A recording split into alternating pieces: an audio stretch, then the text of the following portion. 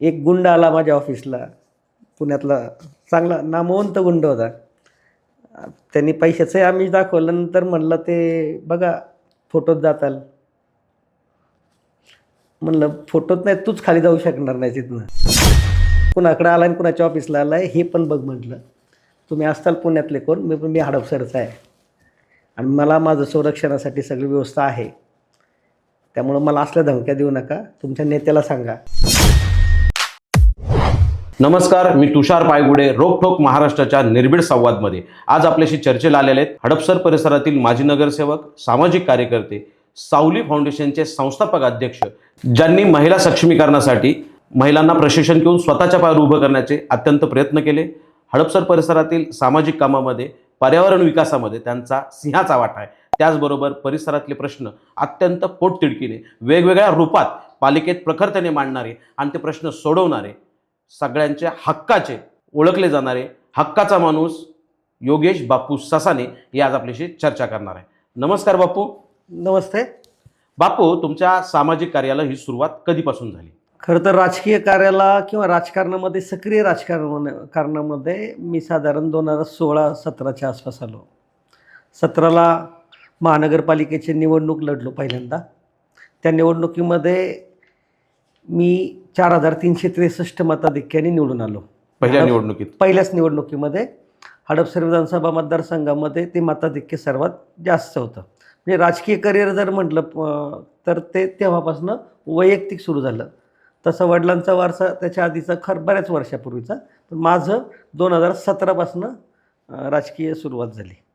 मग तुमच्या जे सामाजिक कार्याचं जे बाळकडू आहे किंवा तुम्ही सामाजिक कार्याला सुरुवात करण्यापाठीमागचं कारण, कारण तुम्ही चांगले व्यावसायिक आहात. तुमचं चौरंग फाउंडेशन कन्स्ट्रक्शनमध्ये तुमचं खूप मोठी पगड आहे. मग तुम्ही ह्या सामाजिक कार्यात कसे आला? 2011 साली मी सावली फाउंडेशन नावाची संस्था काढली. माझे वडील 1984 सालापासून ससानीनगर ग्रामपंचायतीचे एकमेव सरपंच म्हणून त्यांनी काम केलं. 84 ते 98 14 वर्ष सलग ते सरपंच होते. त्यानंतर 98 ते 2002मध्ये त्यांनी त्या काळामध्ये प्रभारी नगरसेवक म्हणून त्या काळातल्या सरपंचांना महानगरपालिकेमध्ये काम करण्याची संधी मिळाली. 2002मध्ये माझे वडील आणि दिलीपबाबा तुपे, सोपानदादा या सर्वांनी मिळून हडपसर विकास आघाडी स्थापन केली आणि त्यावेळेस दादा अपक्ष म्हणून 1900 मतांनी निवडून आले 2002मध्ये. त्यानंतर ते काँग्रेसला संलग्न झाले, कारण विचारधारा ही सगळी काँग्रेसची, शाहू फुले आंबेडकर, सर्वधर्म समभाव ही विचारधारा असल्यामुळं, काँग्रेसशी निगडीत असल्यामुळं मध्ये काँग्रेसमध्ये प्रवेश करून दोन टर्म त्यांनी 10 वर्ष जवळपास महानगरपालिकेमध्ये काम केलं. 2011मध्ये सामाजिक कार्याला सुरुवात करण्याची प्रेरणा म्हणजे, खरं तर प्रेरणास्रोत म्हणजे सावित्रीबाई फुले आणि ज्योतिराव फुले. त्यांनी स्त्री शिक्षणाची सुरुवात 18व्या शतकामध्ये केली. मग राजकारणामध्ये लोक किंवा कार्यकर्ते मतदारांसाठी देवादिकाच्या ट्रिपा काढतात, सहली काढतात, पर्यटन स्थळी. पण म्हणलं आपल्याला असं काय करायचं नाही आहे. मला तर राजकारणात यायचंच नव्हतं. मी 1994 ते 98 मी BK झाला म्हणून बिल्डर आहेत, त्यांच्याकडं मी साईट सुपरवायझर म्हणून काम केलं. माझं इंजिनिअरिंग थोडंसं अर्धवट राहिल्यामुळं मी इंजिनियर वजा सुपरवायझर म्हणून काम केलं. 98 साली मी चौरंग बिल्डर्स म्हणून संस्था स्थापन केली 3 पार्टनरच्या बरोबर, आणि माझा याचा व्यवसाय चालू आहे. परंतु राजकीय जीवनामध्ये आल्यानंतर सावित्रीबाईंचा आणि यांचा आदर्श घेऊन काहीतरी करावं म्हणून आजी आजोबांच्या नावाने सावली फाउंडेशनची स्थापना केली. ध्यास महिला सक्षमीकरणाचा ही आमची टॅगलाईन आहे. याच्यामध्ये आम्ही शिवणकाम शिकवतो, योगासन शिकवतो, कॉम्प्युटरचे 3 कोर्स वेगवेगळे शिकवतो, कराटे शिकवतो, पार्लर शिकवतो. त्या काळामध्ये आम्ही मोटर ड्रायव्हिंग कोर्सही घेतला होता. आजपर्यंत 2011ला संस्था 11 एप्रिलला चालू झाली, ज्योतिरावांच्या वाढदिवसा दिवशी. तेव्हापासून आज तागायत 30-35 हजारपेक्षा जास्त कोर्सेस पूर्ण झाले. म्हणजे महिलांनी कोर्स घेतले, एकेकीने 5-5, 6-6 कोर्स केले. आमच्याकडं आजही तुम्ही मतदार आहात का, तुम्ही कोणत्या प्रभागात राहता हे विचारलं जात नाही. फक्त महिला आणि महिलांसाठीच. मग ती कोणती पण असू दे, मग सय्यदनगरच्या असू देत, वैदवाडीच्या असू देत, रामटेकडीच्या असू देत, मांजरीची असू देत, फुरसुंगीची असू देत, किंवा अगदी गावातली असू देत, कोणी आम्ही ते विचारतच नाही. फक्त महिला हेच आमच्याकडं खूप झालं. शिवाय कोर्स शिकवणाऱ्या सुद्धा महिलाच आहेत. म्हणजे त्या सावली फाउंडेशनमध्ये कोर्सेस आणि सावली फाउंडेशनच्या कामामध्ये जेंट्स अलाउडच नाही. त्यामुळं मुस्लिम महिलांचा सहभाग पण खूप आहे, लक्षणीय आहे. म्हणजे एका बॅचमध्ये समजा 40 महिला भरल्या तर त्यात 10-12 तरी कमीत कमी वा. सय्यदनगरच्या किंवा वैदवाडीच्या किंवा गोसावी वस्तीतल्या समजा माळवाडीच्या असतील. मग मुस्लिम महिला येतात, मुली शिकतात. त्यामुळं महिलांसाठी काम करणारी संस्था महिलांकडनंच चालवली जाते. माझी बायको त्याच्यामध्ये पद्मा ससाने ती त्याचे काम पाहते. टीचरसुद्धा महिलाच आहेत. म्हणजे कराटे शिकवणारी टीचरसुद्धा माझी महिलाच आहे. कराटे पण प्रशिक्षण दिलं हां, जातं. कराटे प्रशिक्षण मुलींसाठी ती काळाची गरज होती आहे आणि दुर्दैवानं असणार आहे. त्यामुळं हे सगळं चालू केलं. दुर्दैवानं 2012मध्ये वडील निवडणुकीमध्ये पडले. तर लोकांना वाटलं आता सावली फाउंडेशनचं लॉक लागेल, बंद होईल. परंतु वडील पडल्यानंतर सुद्धा त्याचं काम तसंच चालू झालं. नंतरच्या काळामध्ये मला लहान मुलं भेटायची शाळांमध्ये गेल्यावर, आमच्यासाठी काहीच करत नाहीत. मग त्यांच्यासाठी चित्रकला स्पर्धा चालू केली. हो, ती सगळ्या 2014 साली चालू केली साधारण. सगळ्या शाळांमध्ये ती सगळ्या मोठ्या शाळांमध्ये उत्साहात केली. राबवली जाते. पवारसाहेबांच्या 80व्या वाढदिवसा दिवशी म्हणजे त्या काळामध्ये हडपसर विधानसभा मतदारसंघात कात्रजपासून मांजरीपर्यंत 80,000 मुलं बसवली होती मी. आणि त्या 80,000 विद्यार्थ्यांना मी पॅड दिलं होतं की त्याच्यावरती छत्रपतींचं फोटो असतो. माझ्याही घरात आहे. मी तुमच्या मतदारसंघात नसतो तरी माझ्याही घरात आहे. म्हणजे ते पॅडसाठी मुलं खूप हावरी आहेत. म्हणजे आत्तासुद्धा दरवर्षी मी चित्रकला घेतो, त्यानंतर किल्ले स्पर्धा घेतो. मुलं फक्त पॅडसाठी चित्र काढतात की महाराजांचं पॅड मिळतं. आणि मी त्यांना तेच शिकवत असतो. अभ्यासाला बसला की बाबा महाराजांच्या पाया पड, अभ्यासाला सुरुवात कर. तू चांगला व्यक्ती होण्यासाठी नक्कीच तुला त्यातनं प्रेरणा मिळेल. आणि छत्रपतींचं प्रेम ज्यावेळेस तुमच्या डोक्यामध्ये शिरेल ना, त्यावेळेस रांझ्याचा पाटील जन्मालाच येणार नाही. म्हणून ही लहान पिढी घडवण्यासाठी ते कोर्सेस आणि महिलांसाठी त्यांना पायावर उभं राहण्यासाठी. त्यांचा हात असा नको आहे, त्यांचा हात असा नको आहे, त्यांचा हात असा पाहिजे. हा कधी होईल? ज्यावेळेस त्या स्वतः कमवतील. आमच्याकडनं शिकलेल्या महिला कॉम्प्युटरमध्ये शिकल्या, स्पोकन इंग्लिश शिकल्या, शिवण क्लास शिकल्या. शिवण क्लास शिकल्या ना की 5,000ची मशीन येते. 5,000ची मशीन घरी घेतली किती दिवसाला 200, 300, 400, 500 किती पण कमवू शकते. त्यामुळं महिला सक्षमीकरणावरती गेली अनेक वर्ष काम चालू आहे. ते अविरत चालू राहणार. मला एक विचारायचं आहे की आतापर्यंत तुम्ही जी महिला सक्षमीकरणासाठी चाललेलं पावले याच्यामध्ये आतापर्यंत किती महिलांनी प्रशिक्षण घेतलं आणि किती महिला रोजगार करत असतात? एका महिलेने 5-5 कोर्स केलेत.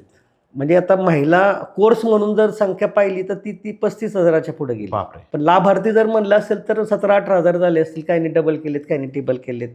कोर्सला आमच्याकडं बंदी नव्हती की तू शिवण क्लास लावला आहे मग तो आता कम्प्युटर नको लावू, तू कम्प्युटर लावला आहे मग तू स्पोकन इंग्लिश लावू नको. स्पोकन इंग्लिश ही काळाची गरज होती, आहे. 90% विद्यार्थी आज जवळपास इंग्लिश मिडियमला जातात. मग आयांना इंग्लिश किमान बोलता आलं पाहिजे म्हणून ते स्पोकन इंग्लिशसारखा कोर्स आहे. मला एक सांगा बापू, कोविडच्या काळामध्ये म्हणजे सगळेजण घरी बसलेले होते, कोणी बाहेर निघत नव्हतं.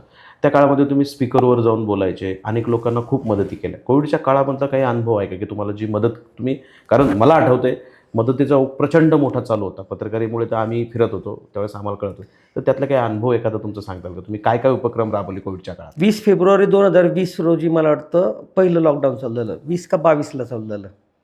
त्याच दिवशी मला प्रभाग 26 म्हणजे रेल्वेच्या पलीकडनं एक फोन आला.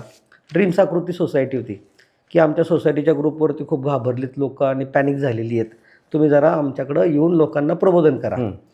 मग त्यावेळेस मी माझ्याकडे 2019च्या विधानसभेनं लोकसभेला मी मग गाडीला भोंगा लावला होता, स्पीकर लावला होता. मग ती भोंग्याची गाडी घेऊन त्या सोसायटीमध्ये गेलो. जवळपास 20 बिल्डिंग आहेत त्या सोसायटीमध्ये, मोठी सोसायटी. मग तिथं लोकांना त्या अवेअरनेस म्हणजे दवंडी पेटवली थोडक्यात.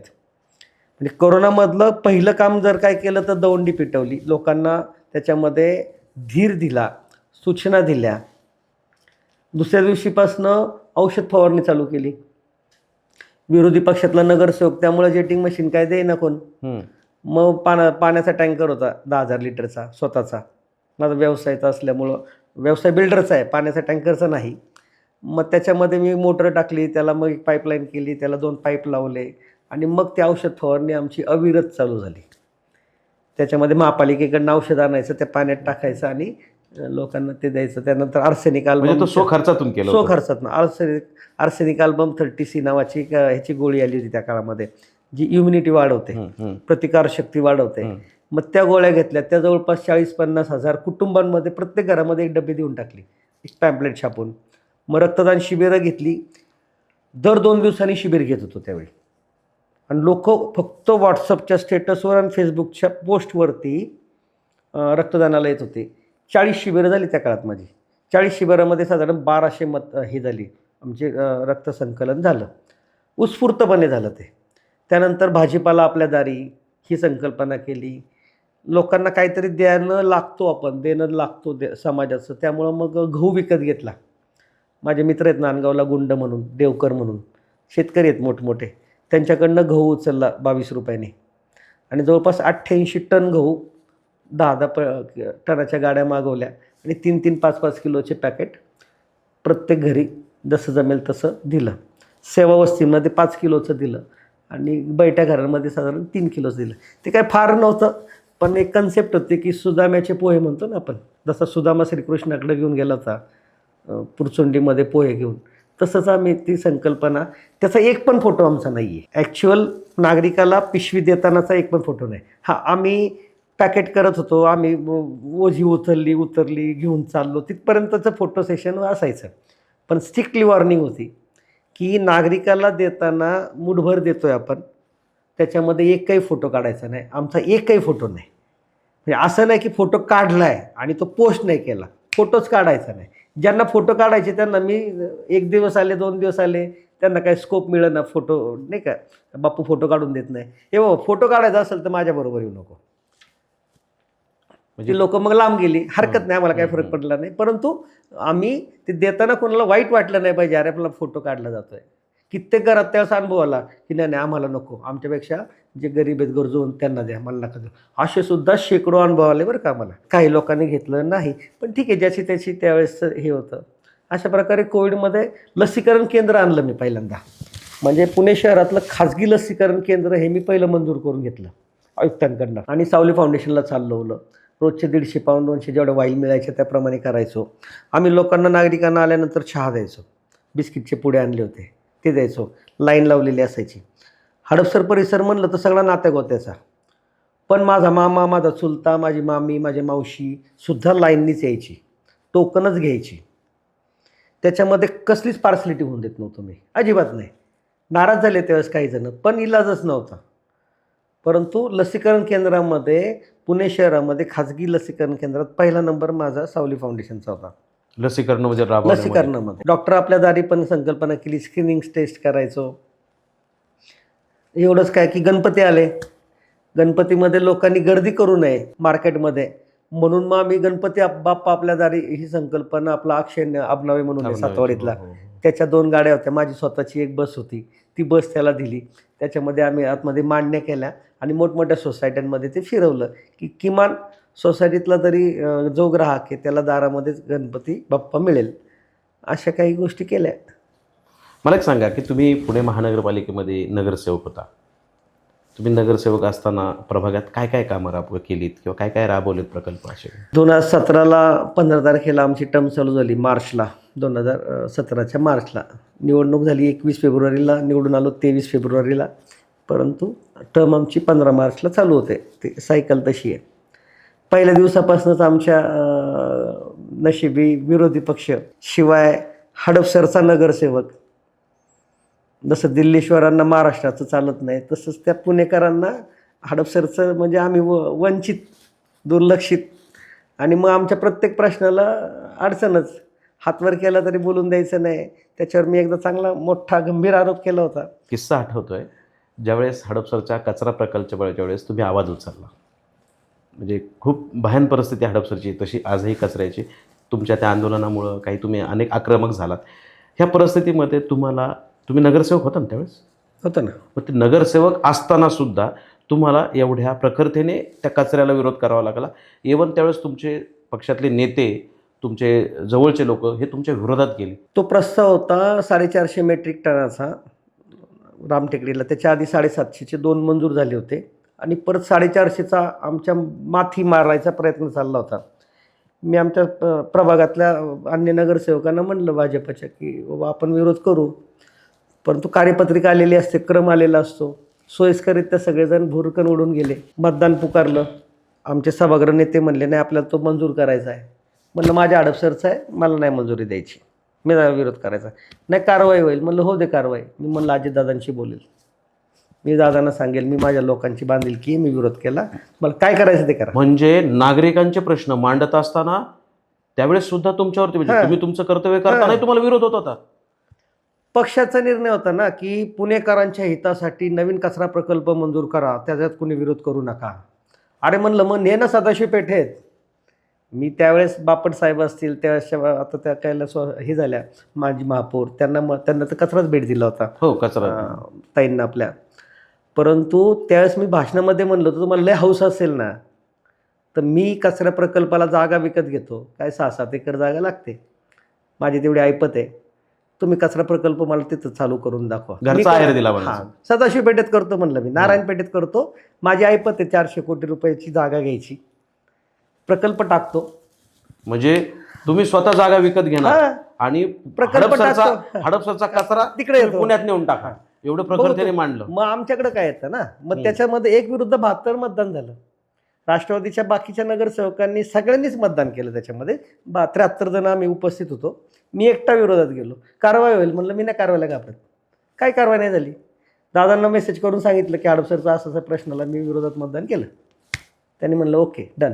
म्हणजे तुम्ही पुणे महानगरपालिकेतले नगरसेवक पद जे लोकांनी तुम्हाला दिलं होतं त्यासाठी अनेक लोक अनेक प्रयत्न करतात, परंतु ते सुद्धा तुम्ही हडपसरच्या जनतेसाठी उधळून लावायची तयारी होती. मला काय फरक पडत नव्हता. मला त्यांनी निवडून दिलं नव्हतं ना. 14,600-500 जी काय मतं पडली मला ती हडप सरकारने दिली ती. मग त्यांच्याकडे येणारा अगदी कशाला 2022 साली 2 प्रकल्प आले अजून. एक आला सॅनिटरी नॅपकिनचा, त्याच्यावरती माझी त्यावेळेसच्या महिला बालकल्याण समितीच्या अध्यक्षांची वादावादी झाली. 2 तास सभागृह बंद पडलं. काय माझ्याकडनं एखादा शब्द चुकीचा गेला होता, मला आमच्याकडं नको होतं सगळी घाण, असं काहीतरी बोललो होतो मी. मग ते महिलांचा अनादर केला म्हणलं काय पण असू द्या तुमच्याकडे घ्या, तुम्ही बिबीवाडीच्या नगरसेविका आहेत ना, तुमच्या प्रभागात घ्या ताई, किती गुंठे जागा लागती, 8 गुंठे ना, मी घेतो, माझ्याकडे नको. परत कुत्र्यांचा एक दवाखाना आला 2022च्या आमच्या टर्म संपायच्या आधी. त्याला तर असल्या कुत्र श्वानप्रेमींनी मला त्रास दिला, कुठनं फोन यायचे, आणि तुम्ही असेच का बोलले तसेच का बोलले. मी म्हणलं तर एक काम करतो, 100-500 कुत्री गोळा करतो म्हणलं मी भटकी, आणि तुमच्या बंगल्याच्या कंपाऊंडच्या आतमध्ये आणून सोडतो, खायला पण आणून देतो, तुम्हीच सांभाळा बाबांनो, आमच्या हडपसरला काय दवाखाना आणता. म्हणजे जे काय कुत्रे असो, कुत्र्याचा दवाखाना असो, सॅनिटरी नॅपकिनचा असो, कचरा प्रकल्पाचा असो, गायगुरांची गोठी माझ्या केशवनगरला आले होते, तर सगळंच पुनर्वसन ते आम्हीच काय ठेका घेतला आहे का म्हणून भांडत होतो. प्रसंगी पक्षातनं किंवा पुण्यातल्या नगरसेवकांना पक्षनेत्यांकडनं हे नाही मिळाला, आणि माझ्या बरोबरचे जे नगरसेवक होते आमचा पक्ष सोडून, त्यांनी मुख गिळून गायब व्हायचे. असं ज्याचे त्याचे ते संघर्ष आमच्या नाही म्हणतो ना कप्पाळी नशीब ह्यालाच आहे, 5वीला पुजलेला आहे. आणि तो संघर्ष वैयक्तिकसाठी नव्हता. आता एक उदाहरण सांगतो की एका मोठ्या भाजपच्या नेत्याची एक कंपनी होती सुप्री नावाची, त्याच्यामध्ये मी लेखी प्रश्न टाकला होता, 17मध्येच टाकला होता पहिल्या 2 याच्यात. मला त्यात जाणवलं की 9 कोटी रुपयांचे वितरण हक्क द्यायचे हे द्यायचे, म्हणजे 10 लाखाचं काम आहे फक्त. म्हणलं सॉफ्टवेअर द्यायचं होतं फक्त. होल्डिंग व्यवसायासाठी पुणे महानगरपालिकेला परवानगीसाठी सॉफ्टवेअर देण्याच्या बदल्यात 9 कोटीचे हे दिले होते, त्यांनी जाहिरात हक्क दिले होते. मी विरोध केला, लेखी प्रश्न विचारला, त्यात मला प्रलोभनं खूप आली. म्हणजे अगदी 50 लाखापासून 1 कोटीपर्यंत देतो. एक गुंड आला माझ्या ऑफिसला, पुण्यातला चांगला नामवंत गुंड होता, त्यांनी पैशाचं आम्ही दाखवलं, नंतर म्हणलं ते बघा फोटोत जाताल. म्हणलं फोटोत नाही, तूच खाली जाऊ शकणार नाही तिथनं, कुणाकडे आला आणि कुणाच्या ऑफिसला आला आहे हे पण बघ. म्हटलं तुम्ही असताल पुण्यातले कोण, मी हडपसरचा आहे आणि मला माझं संरक्षणासाठी सगळी व्यवस्था आहे, त्यामुळं मला असल्या धमक्या देऊ नका, तुमच्या नेत्याला सांगा. तो प्रस्ताव माघारी गेला. त्यावेळेस त्या जे कोण होत्या नेत्या, त्या महाराष्ट्र राज्याच्या मंत्री होत्या, त्यांची ती कंपनी होती. जुमानलं नाही. तुम्ही जनतेच्या प्रश्नाशी कटिबद्ध आहात हे निश्चित होतं की 100%. तुम्ही अनेक मला एक सांगा, तुम्ही नगरसेवक होता म्हणजे एवन तुमची आंदोलनं मला आठवतात की ते शाळेचा गणवेश घालून तुम्ही पालिकेत गेलात, सरावण बाळाची कावड घेऊन पालिकेत गेलात, महापौरांना कचरा भेट दिला. सगळी सत्ता समीकरणं असताना इतरही नगरसेवक आहेत, ते का नाही आक्रमक होऊ शकले त्यावेळेस? कारण बाकीचे नगरसेवक तुमच्या वार्डात बरेच आहेत की ज्यांनी ह्याच्यात आक्रमक मांडायला पाहिजे होतं. मग ही तुम्हीच का पाणी report- प्रश्नांवरती बोलायचे बरं का, हम्म, पण फक्त भाषणं करायची जुजबी. हम्म. आंदोलन करण्याची सत्ताधारी पक्षातील नगरसेवकांची हिंमत नव्हती. त्याला लय धाडस लागतं, काळीज लागतं. जसं मला सांगितलं आमच्या नेत्यांनी, त्यावेळेस बराडे साहेब होते, नाव घ्यायला हरकत नाही, की तुझ्यावर कारवाई होईल. आता ते खूप वयस्कर आहेत, माझ्या वडिलांच्या काळाचे ते नगरसेवक आहेत. अरे योगेश तुझ्यावर कारवाई होईल, पक्षशिस्त. म्हणलं मला काय फरक पडत नाही. म्हणजे ती धमक प्रत्येकामध्ये नाही, म्हणून तर लोक म्हणतात ना हक्काचा माणूस आहे. आता मी मतं मागायला फिरतोय गेली 15-20 दिवस. नाही नाही, तुम्ही आमच्या हक्काचे आहेत. काय आहे, आपलं आपलं म्हणून आपल्याच टाळूवरचा खाणारा नसावा. आपलं म्हणून आपल्याच टाळूवरचा खाणारा नसावा, तर आपल्या सुखदुःखात आणि आपल्यासाठी भांडणारा आपल्या हक्काचा असावा. म्हणून लोक हक्काचा माणूस म्हणायला सुरुवात केली. हे त्याचमुळं गेल्या 9 वर्षामध्ये जी अविरत आंदोलनं करतोय, प्रश्न मांडतोय, मग आमच्या पांढरेमाळा किंवा सायनाथ वसाहतीतल्या बेबी कॅनलमधल्या कचऱ्याचा असेल, पथारीवाल्यांच्या विरोधातला असेल, भाजी मंडईतला त्यांचे लायसन्स रद्द झाल्यामुळं त्यासाठी काम केलेलं असेल, ही सगळी आंदोलनं कशासाठी, तर जनतेची बांधिलकी. ती BRT ट्रॅक कारण तो शासनाने आणला, निधी आणला, सगळं केलं. त्यावेळेस तुम्ही रातोरात पालिकेचा ट्रॅकसुद्धा तोडला. त्यावेळेस तुम्हाला असे कायद्याची भीती नाही वाटली का? 2019ला मी पहिल्यांदा महापालिकेमध्ये त्याची मागणी केली. पावसकर साहेब त्यावेळेस रोड डिपार्टमेंटचे HOD होते. ते म्हणले नाही, ते JNUचा निधी आलेला आहे फार पूर्वीच्या काळात, जवाहरलाल नेहरू त्या योजनेतला, आणि ते काढता यायचं नाही. म्हणलं तुम्हाला नसेल जमत तर मी काढतो. 2019ला मी तो माझ्या स्वखर्चानं रोज रात्री काम करायचो. मी जे बीम होते ना रस्त्यातले, ते रोज रात्री तोडायचो. सकाळी 6ला माझं काम बंद व्हायचं आणि मी स्वतः रात्रभर तिथं गाडीमध्ये बसायचो किंवा झोप काढायचो, समजा उपस्थित असायचो. त्याच वाकोडे म्हणून ACP होते ट्रॅफिकला, ते खूप खुश झाले. अरे आमचं काम तुम्ही करताय सोपं, इथं रोज ट्रॅफिक जाम होतं आहे, गाड्या धडकतात, गाड्या त्याच्यावर चढतात, नुकसान होतं आहे, ते काढा बाबा. मग पावसकरांनी माझ्यावर गुन्हा दाखल केला. माझ्यावर म्हणजे अज्ञातावर गुन्हा दाखल केला महापालिकेने, की महापालिकेचं हे झालं, नुकसान झालं. पण तो गुन्हा सिद्ध होऊ शकला नाही. शिवाय मी त्यावेळेस कुणाल कुमार हे होते, आयुक्त होते, महापालिका आयुक्त. मी पावसकरांना भरसभेत म्हटलं, कोणीतरी अशीच खुजली केली आणि सभागृहात काढलं की ते BRT तोडतंय ससन हडपसरची कोणतरी, ते बघा. असंच भाजपवाल्या, तर त्यांना मला अडचणीत आणायचं होतं ना. म्हणलं कोण पाडतंय, म्हणलं पुरावे आणा. आम्ही CCTVचे फुटेज, अरे आणलं, म्हणलं काय फरक पडतो, मी माझं घर तर नाही बांधत ना त्याच्यातनं. म्हणजे हे BJP वाले त्यावेळेस पण तुमच्या विरोधात होते. म्हणजे नागरी प्रश्न मांडताना सुद्धा राजकारण चालतंच. त्यांनी हडपसरच्या काही आपल्या माणसांनीच तिथं जाऊन पोलीस स्टेशनमध्ये की यांच्या गुन्हा दाखल करा.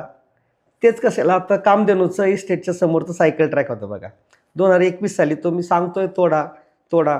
आर्यन सेंटरच्या समोर पण होता, वैभव समोर, की जागा वाया जाते, कारण त्याच्यानंतर सर्व्हिस रोड शिल्लक राहत होता. तोडला तो. त्यावेळेस पण काही जण पोलीस स्टेशनला जाऊन बसले, त्याच्यावर गुन्हा दाखल करा की. ते पोलीस म्हणले डोक्यात फरक आहे का तुमच्या, त्याच्यामुळं 30-40 फूट रस्ता वाढलाय. आता रस्ता मोकळा होतोय, त्यावेळेस सगळं जाम होतं. त्याच्यानंतर योगायोगानं तो पूल बंद पडला होता बेरिंगमुळं.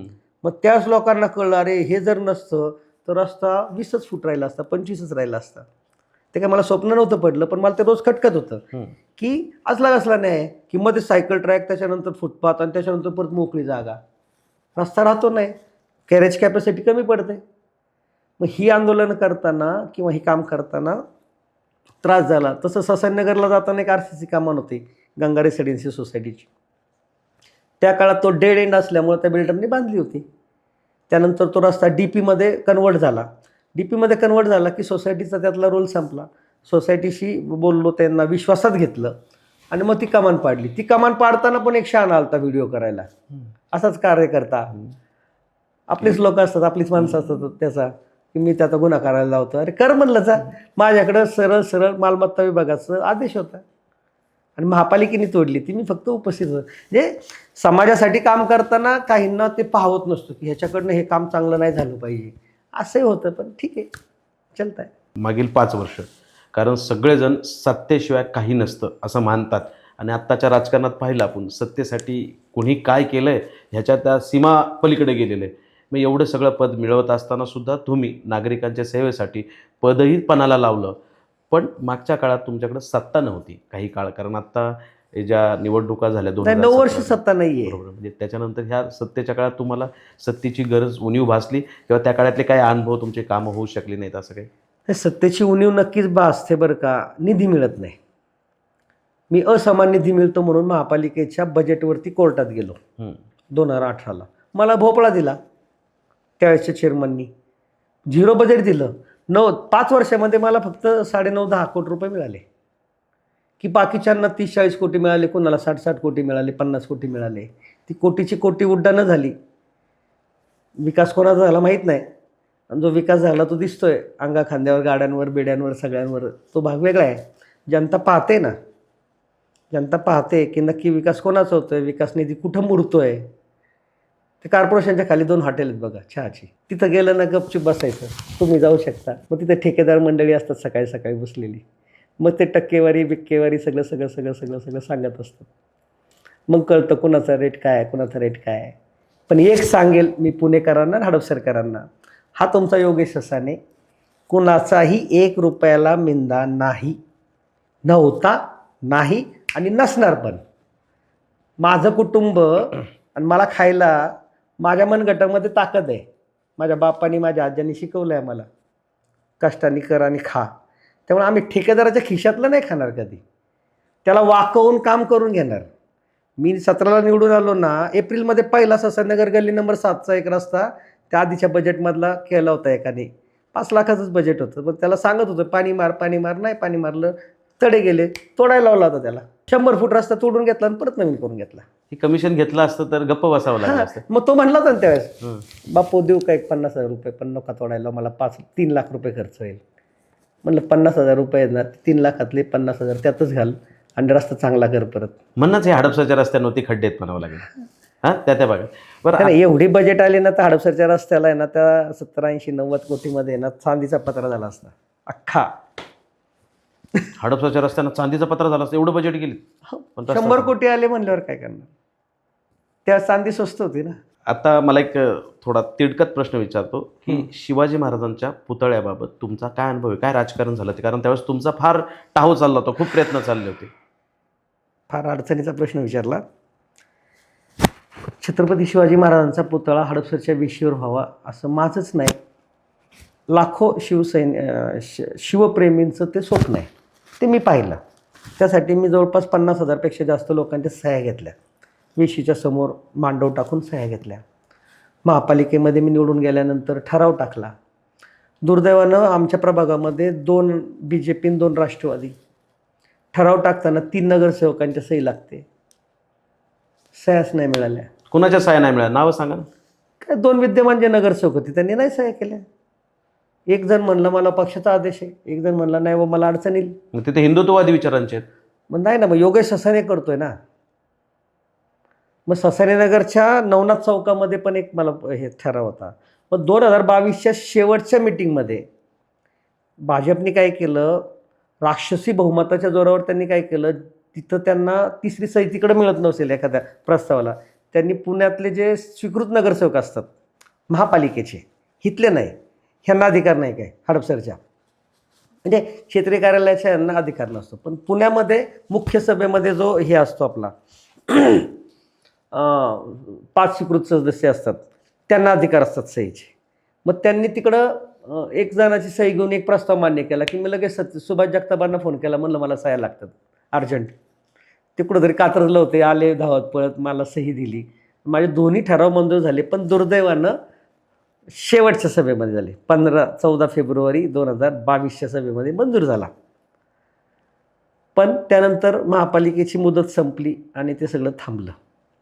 मध्यंतरीच्या काळामध्ये पुणे शहरामध्ये भारतीय जनता पार्टीच्या अनेक नगरसेवकांनी पुतळे उभे केले. प्रशासनानं त्यांना साथ दिली, त्यांची सत्ता होती. दुर्दैवानं हडपसरकरांच्या मनातली इच्छा मला पूर्ण करता नाही आली. म्हणून मध्यंतरीच्या काळामध्ये मी हडपसरच्या वेशीवर नाही करू शकलो ना. मग वेशीच्या समोर वेश असं गृहीत धरून त्या पुलाला 90 फुटाचे 2 शिल्प बनवले, तर राजमाता जिजाऊंचे. तसे त्या चौकाला राजमाता जिजाऊ भोसले चौक नाव आहे. म्हणलं आता पुतळा होत नाही आहे सध्या तरी, तर किमान राजांचं नाही करू शकलो तर राजांच्या मातोश्रींचं, मासाहेबांचं ते म्युरल केलं मी. ते स्वखर्चातनं केलं. निधी नाही, कामं फार करता नाही आली. म्हणजे शिवाजी महाराजांचा पुतळा केवळ राजकारण्यांमुळे थांबला उभा हो, राहिला? थांबला राजकारणामुळे थांबला. आणि दुर्दैव असं की अरे बाबा म्हणलं, ज्यावेळेस तो होईल त्यावेळेस तुमची पण नावं त्या पाठीवर लागणार आहेत. माझ्याबरोबर नगरसेवक असल्यामुळं तुम्ही मला काय माझं एकट्याचं, मी तसंही तिथं बोर्डवर लिहिलं बघ, जाऊन बघा तुम्ही. छत्रपतीच्या सेवेशी सादर म्हटलं आहे. बस जसं हिरोजी इंदलकरांनी रायगडाच्या पायरीवरती महाराजांनी विचारल्यानंतर त्यांनी इच्छा प्रकट केली आणि ते लिहिलं गेलं. मला पण तिथं काय नाव मोठं राहून तर लावायचं नव्हतं, पार तळाला आलं असतं ना, छत्रपती सेवेशी सादर तुमच्या हक्काचा माणूस योगेश बापू ससाने, बस झालं. माझ्या पुढच्या अनेक पिढ्यांसाठी ते हे होतं, अभिमानास्पद होतं की ह्याच्या हातनं ते झालं. निधी मिळत नव्हते त्यामुळं मग काही मंदिरांची कामं नाही करू शकलो किंवा काय, तर मग त्याच्यामध्ये नाही, मंदिराचं काम तुम्ही तसं विठ्ठल मंदिराचं काम मग स्वखर्चाने करायला लागलं. खर्चाने केलं? आत्तापर्यंत 40-45 लाख रुपये खर्च झालेले आहेत. अजून कामं बरंच राहिलेलं आहे. काय मंदिर झालंय पण ऐतिहासिक आता पत्रे झालेत बजून आणि सीमा भिंत सगळी झालेली आहे, गेट झालेले आहेत, अजून बरीच कामं आहेत. अजून 30-40 लाख रुपये लागणार आहेत, परंतु घेतलंय, हळूहळू करतोय ते. तुम्ही आता हक्काचा माणूस म्हणून खरंच प्रचलित आहात, लोक तुम्हाला हक्काचा माणूस म्हणतात. पण हाच हक्काचा माणूस आता पालिकेत परत जाणार आहे आणि पालिकेत गेल्यानंतर तुमचं व्हिजन काय असणार आहे हडपसरसाठी, तुमच्या प्रभागासाठी? हडपसरच्या ज्या ज्या गोष्टींमध्ये काम नाही करू शकलो निधीअभावी, तो ह्या पुढच्या पंचवार्षिकला ती कामं मार्गी लावायची. दुर्दैवानं काय झालं, आमची 9 वर्षाची टर्म मिळाली आम्हाला. त्यातले 2-2.5 वर्ष ह्याचे गेले, कोरोनाचे गेले, आणि 4 वर्ष तर 22 नंतर आमच्याकडे पदच नव्हतं. पण नागरिकांना जे करंट नगरसेवक होते ते सगळेजण असं वाटायचं की तेच नगरसेवक. पण 162 मधल्या जवळपास 5-50 जणांनी ऑफिसं बंद केली ती. मला माहीत नाही कोणी केली, पण म्हणतात असं की 5-25 जणांनी ऑफिसं बंद केली. माझं ऑफिस आजही चालू आहे.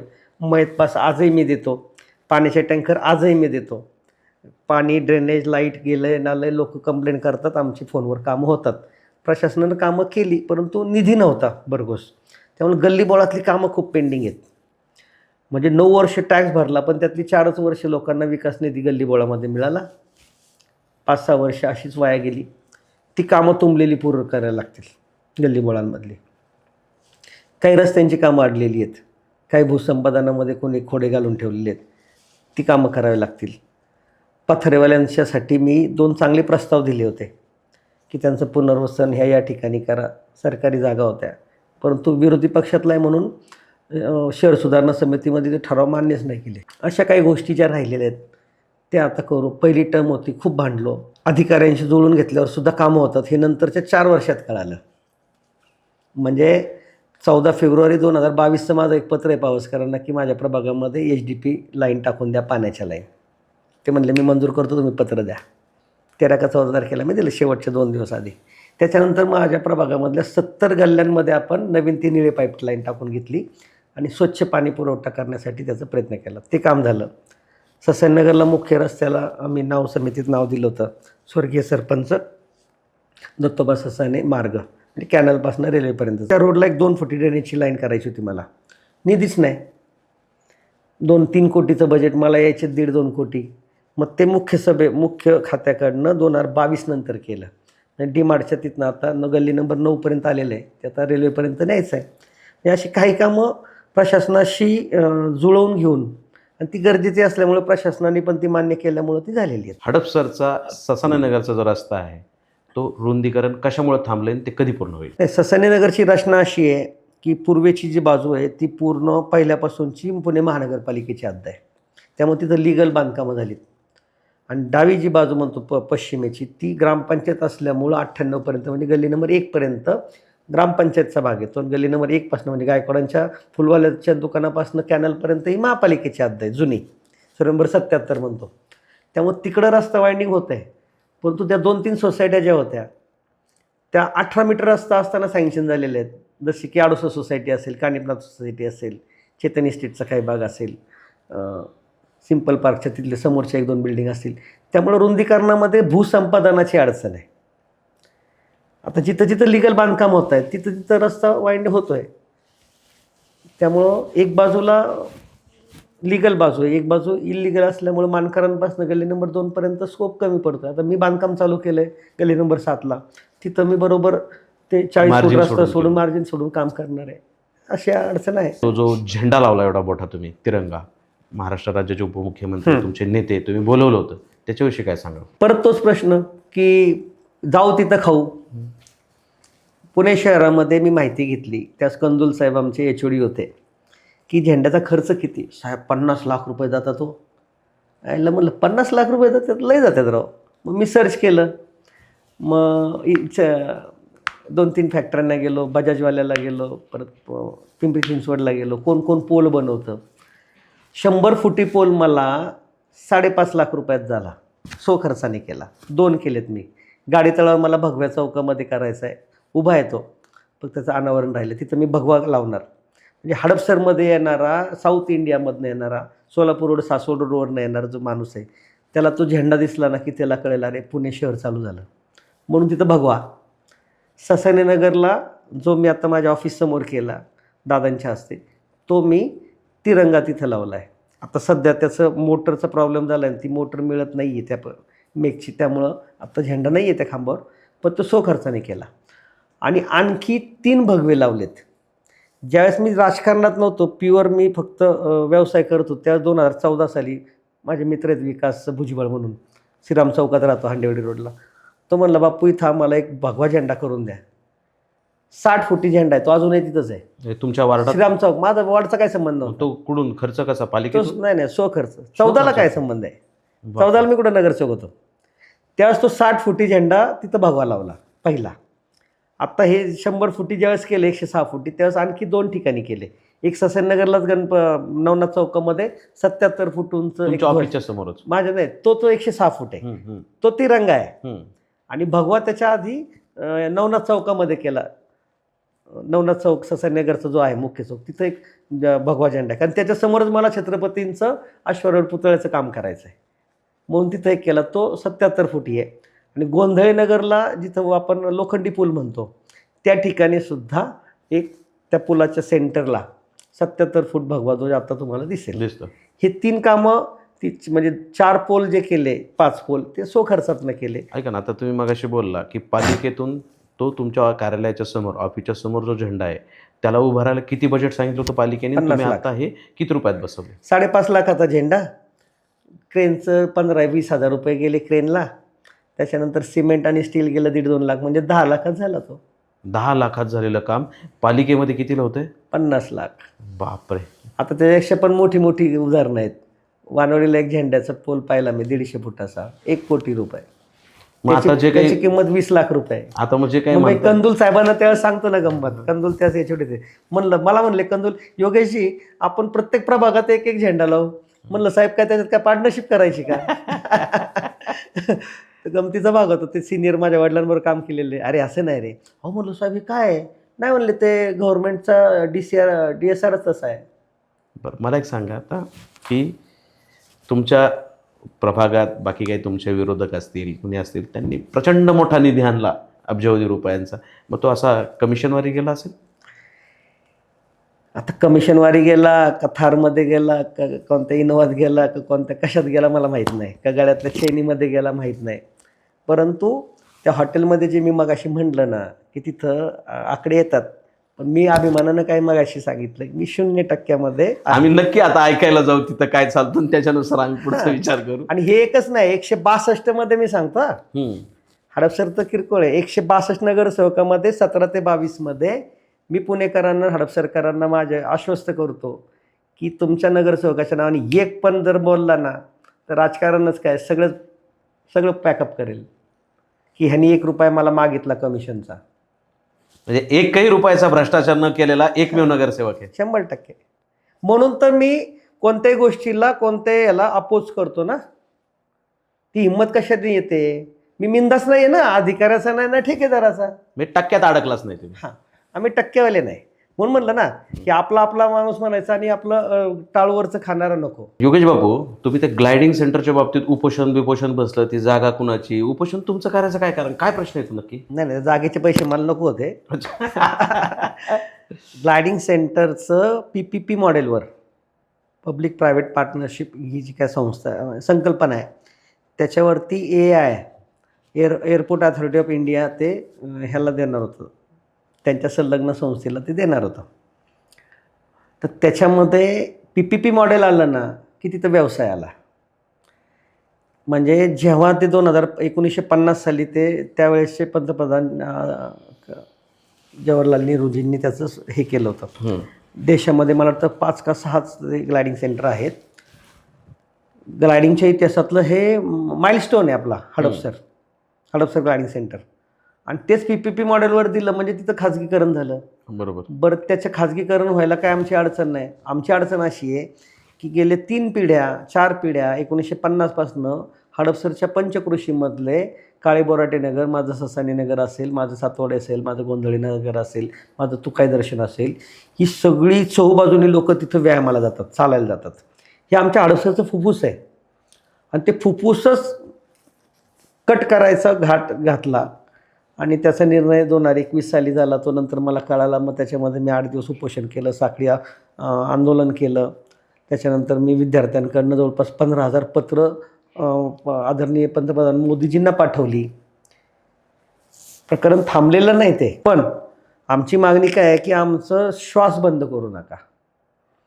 आणि मग ते जर व्यावसायिक तत्वावरती आलं, तिथं उद्या समजा आणखी कोणी मोठा उद्योगपती आला तर तो चिटपाखरू पण आत येऊन देणार नाही. मग आमच्या लोकांनी वॉकिंगला कुठं जायचं, चालायला कुठं जायचं, मुलांनी खेळायला कुठं जायचं. कित्येक हे आहेत आर्मीच्या ज्या आपण पोलीस भरतीच्या ज्या आहेत संस्था आहेत, त्याची मुलं सकाळी सकाळी शेकडो मुलं असतात. ती मुलं जाणार कुठं? म्हणून हडपसरचा फुफ्फुस बंद करू नये म्हणून ते खरं आंदोलन केलं. त्याच्यामध्ये आदरणीय मुरली मोहोळांशी पण बोललो, त्यांनाही विनंती केली. परंतु काही गोष्टी अजून राहिलेल्या आहेत. पण ज्यावेळेस तिथं काही बंधनं यायला सुरुवात होतील त्यावेळेस मात्र परत मी नागरिकांसाठी त्याच्यामध्ये विरोधात जाणार. मतं मागायला तर रोज जातात आता तर लाईन लागेल बघा, सकाळ संध्याकाळ मफलर घालून नमस्कार करायला. तिथं कोण नाही आलं. तिथं उपोषणाला 7 दिवस कोणता नेता, कोणता कार्यकर्ता, कोणता भावी नगरसेवक आला नाही. BRTला कोण नाही आलं, BRTला कोण नाही आलं, सायकल ट्रॅकला कोण नाही आलं, कचरा प्रकल्पाला कोण नाही आलं, पाण्यासाठी कोण नाही आलं, डुक्करमुक्तच्या आंदोलनाला कोण येत नाही. बेबी कॉर्नलमध्ये कचरा आहे माझ्या पांढरे माळ्यामध्ये असो, माझ्या राजगियाळीला असो किंवा सायनाथ वसाहती असो, त्याला कोण येत नाही. सत्तेसाठी फोटो काढायला येतात, व्हिडिओ करतायत. आता कोण काय करतंय, कोण साफ करून घेतंय, कोण तोडतंय, काय करतंय. परंतु नागरिकांसाठी सत्ताधाऱ्याच्या विरोधात जाण्याची हिंमत कोणाचीच नाही. त्यामुळं त्यात खूप मोठे स्टेक आहेत ग्लायडिंग सेंटरच्या बाबतीमध्ये. पण म्हणलं ठीक आहे, तिथं पण मला काही ऑफर्स आल्या, तुम्हाला तिथं काय हवं आहे किंवा काय मिळू शकतं, तुम्हाला काय देऊ शकतो. म्हणलं मला काय नको हवं, माझं लय व्यवस्थित आहे, माझं व्यवसाय चांगला आहे. शिवाय तो लिगल आहे, साखरेचा धंदा आहे, खडीवाळूचा धंदा आहे, बाकी काय अवैध धंदे काहीच नाही आहेत. त्यामुळं ते काय भाग नाही आपल्याला त्यातला. मला एक सांगा, आता तुम्ही मतदारांना काय आवाहन करणार आहात? मतदारांना मी आज तुमच्या चॅनलच्या माध्यमातून नक्कीच सांगेल की खरंच तुमच्या हक्काचा माणूस तुम्हाला जर हवा असेल तर तुम्ही पुन्हा एकदा मला संधी द्या. मी गेली 15 दिवस प्रभागामध्ये फिरतो आहे. तिथं गेल्यानंतर लोक आशीर्वाद देतात आणि सांगतात नाही आम्हाला तुम्हालाच मतदान द्यायचं आहे. त्यांना माहिती आहे की हा हडपसरला जर काय चुकीचं आलं की विरोध करणार, हा त्याच्या नेत्याच्या पण विरोधात जाईल, हा सत्ताधाऱ्यांच्या पण विरोधात जाईल, पण आपल्याला त्रास होऊन देणार नाही. मग आपल्याला हक्काचं कोण आहे तर तो आहे. नाही तर काय होतं, नुसतं खांद्यावर टाकायचं, मी तुमचा, मी आपला म्हणायचं आणि मग तुमच्या स्टाळवरचं घ्यायचं आणि खायचं. ही लोकांना कळून चुकलं आहे आता गेल्या 9 वर्षामध्ये की कोण टक्केवारीमध्ये अडकून कोण काय करतं आहे, कोण खिशे भरतं आहे आणि कोण खरंच रस्त्यावर उतरतं आहे. कोरोनामध्ये खर्चाने 88 टन गहू वाटणं पण सोपं नाही, गोळ्या वाटणं सोपं नाही, औषध वाटणं सोपं नाही. खर्च केलेत ना. म्हणजे आम्ही आमचा धंदा करून व्यवसायातले पैसे इथं लावतो नागरिकांसाठी. ती समाजाची बांधिलकी आहे आमची. तो वारसाच तुम्हाला मिळाला. हां. मग आता छत्रपतींचे पुतळे करायचे तर त्याला कोटभर रुपये लागणार आहेत मला, कारण महापालिका पुतळ्याचा खर्च करत नसते. तो तुम्हाला संस्थेला करावा लागतो. माझी सावली फाउंडेशन तो खर्च करणार आहे. ऑलमोस्ट एक पुतळा आमचा तयार आहे, हो, बघितलं तो. पण तो आता काढून ठेवावा लागला आहे. होईल. हा कधी होईल? ज्यावेळेस 4ही नगरसेवक प्रभाग क्रमांक 16मध्ये घड्याळाचे येतील ना, त्या दिवशी माझ्या छत्रपतींचा ठराव पूर्ण बहुमताने आमचा तिकडं जाईल, शहर सुधारणाला जाईल, स्टँडिंगला जाईल, सगळ्या मुख्य सभेला जाईल. तिथं मला कुणाला म्हणावं लागणार नाही बाबा सही कर, कारण ते माझ्याबरोबरचे हक्काचे 4ही नगरसेवक असतील. त्यावेळी तो ठराव मंजूर होईल पुन्हा एकदा, आणि त्याच्यातल्या शासकीय परवानग्या काढून नक्कीच नजीकच्या काळामध्ये दोन्ही ठिकाणी छत्रपतींचे पुतळे होतील. एक ठिकाणी अश्वारूढ आहे, एक ठिकाणी उभा असलेला आपण त्याला हे म्हणतो तो आहे. दोन्ही पुतळे होतील, ह्यात शंका नाही. हे होते योगेश बापू ससाणे, म्हणजेच आपल्या हक्काचा माणूस, ज्यांनी हडपसरच्या प्रश्नांसाठी अत्यंत आक्रमकरित्या कुणाच्याही टक्क्याला कमिशनला मिंद न राहता सामाजिक कार्याचा वसा आपल्या वडिलांकडून मिळालेला तो सातत्याने पुढे ठेवत आहेत. त्यांना या हडपसरच्या विकासासाठी, आपल्या परिसराच्या सर्वांगीण विकासासाठी त्यांना यश मिळो अशा रोखोक महाराष्ट्राकडून त्यांना शुभेच्छा. धन्यवाद बापू. धन्यवाद.